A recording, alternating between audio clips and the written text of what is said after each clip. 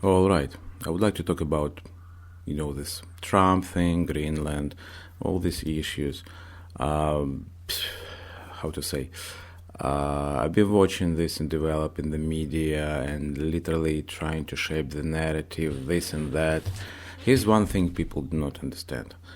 We are at war already. The World War III already started. It's going full blossom right now. It can escalate at any moment much quicker. We are already at war.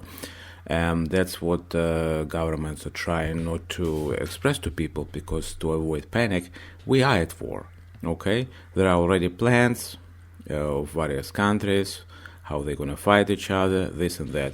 It is possible to avoid it. Obviously, it is possible to avoid it because we are at preliminary stage when there is no large mass-scale hard conflict except for Ukrainian conflict, Russia invading Ukraine. That's a kind of preview of what could happen, right? It's a large-scale military conflict when on a relatively large scale, because they have approximately 500,000 people on each side fighting each other.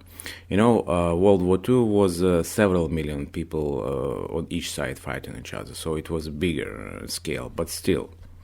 Now, about Greenland and Trump. Trump is doing what he is asked to do. There is a very large machine behind Trump. He is not alone.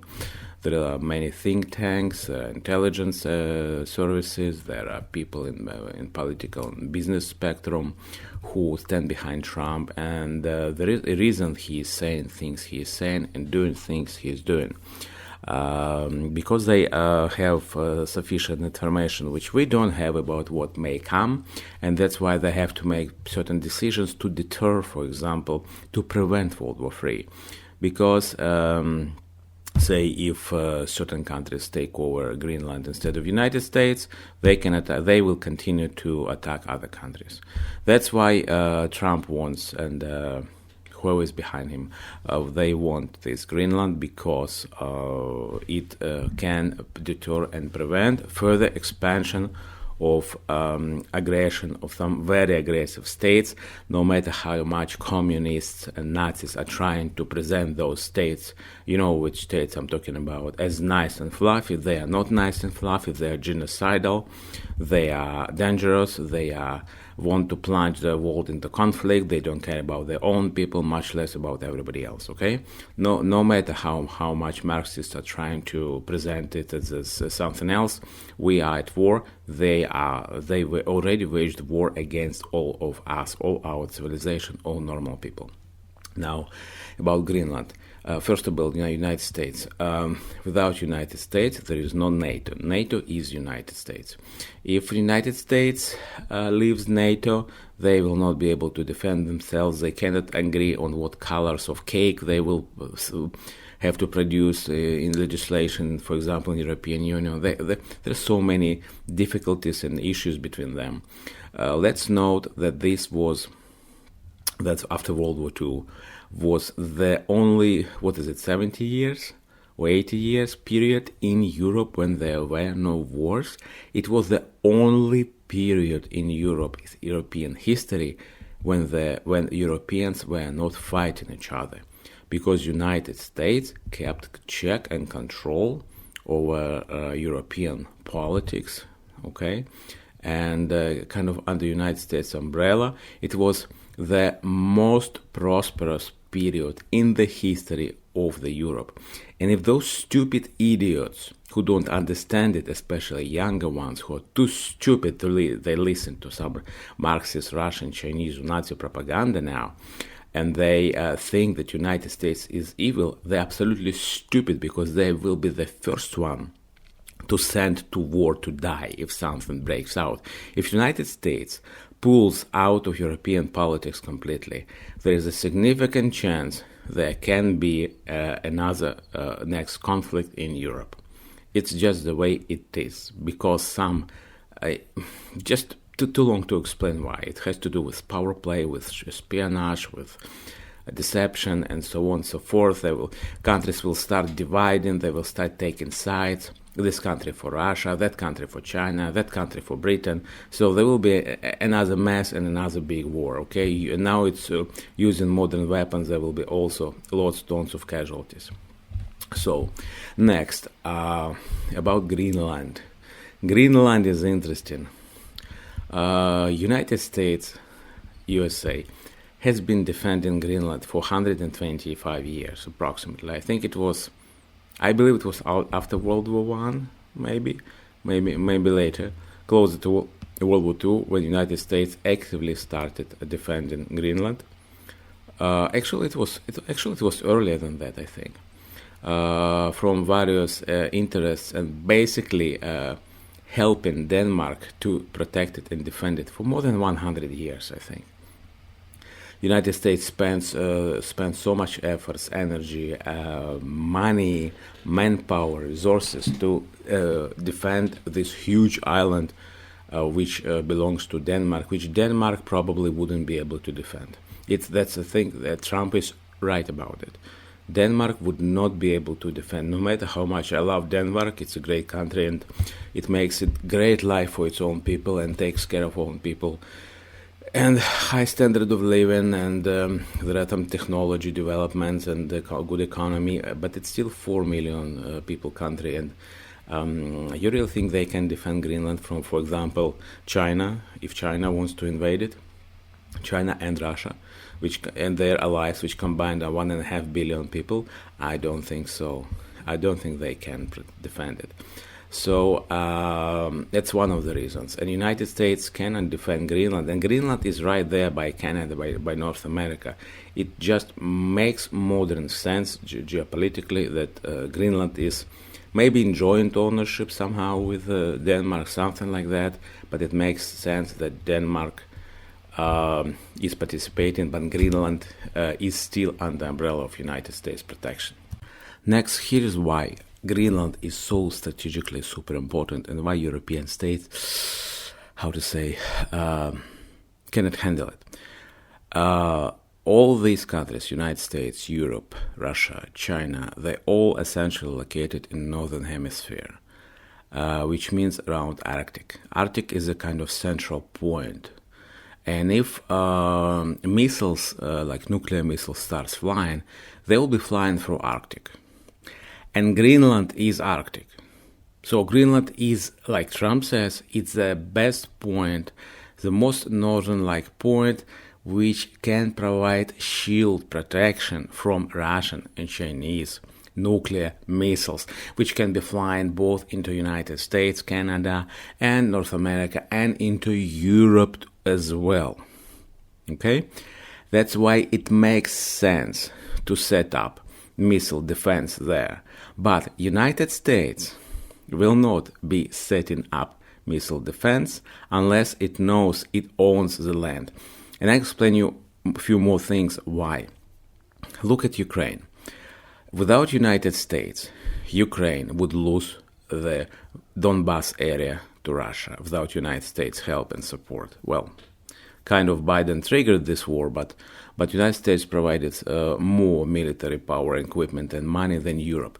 If Ukraine relied only on Europe, Russia would already be on the banks of Dnieper River.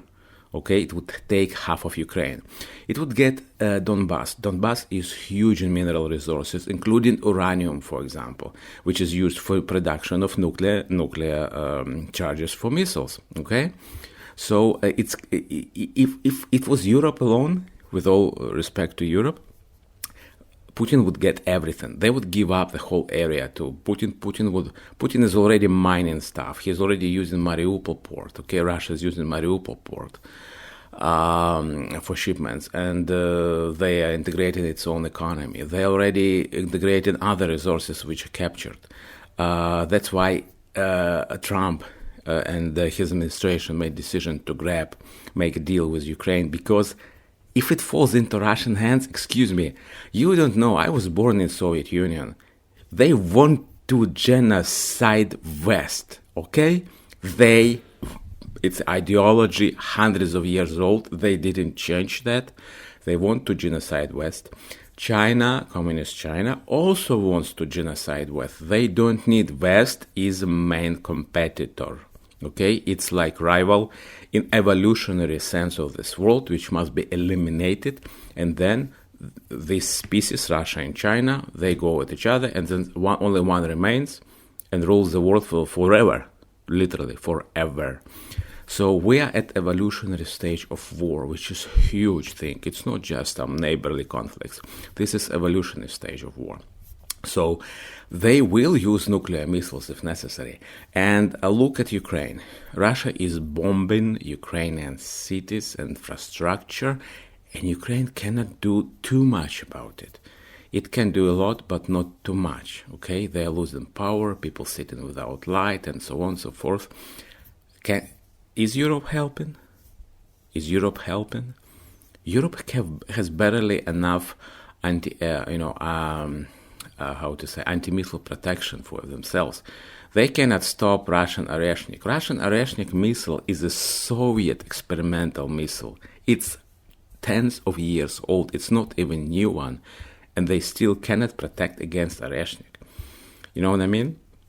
Or you don't know what I mean. They cannot protect against last century's technology. You think they don't? They say openly, we don't have enough weapons to protect themselves. It's for Europe saying. So Europe cannot protect Ukraine. Europe can barely protect Europe. So what do they want? United States expand all their resources to protect Europe? It's not going to happen.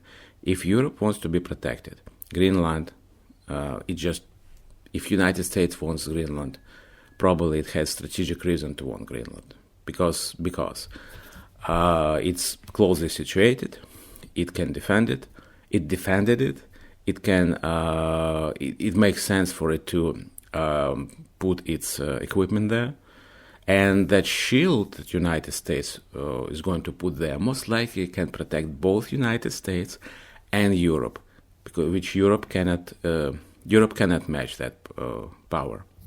Europe cannot protect itself. I just told you that. At this point, not yet. The United States can protect. Okay, United States is a very powerful country with very powerful military, with most advanced technologies. Europe is behind on those technologies. It's even behind China on many technologies. It's just the way it is. It's a matter of survival. It's not just land dispute. It's not just about land. It's about survival in World War III. That's why United States wants it. And that's why I think United States should have it. Just one more example. This, I guess it's Prime Minister of Canada, Carney. He just went to China. He's in North America. Canadians speak English. They integrated partially in the United States economy. They enjoy protection from United States, not from United States, by United States. They essentially enjoy the proximity to United States, give them protection from other aggressive countries. And they have standard of living pretty high, also a lot due to trade with United States.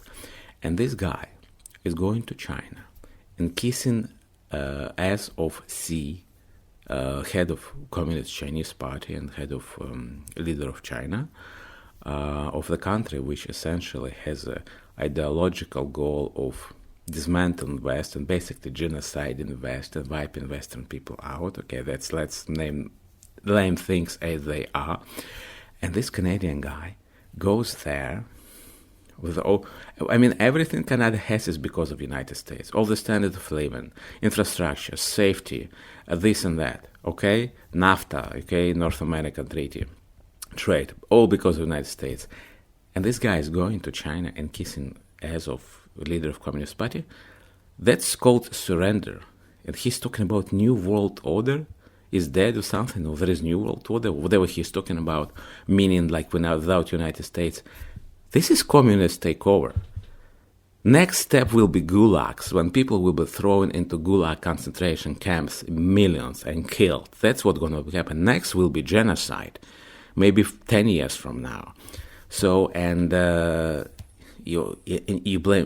people blame Trump for something? You must be joking. Okay? All this is crazy. It's too much to tell in one video, audio, whatever it is.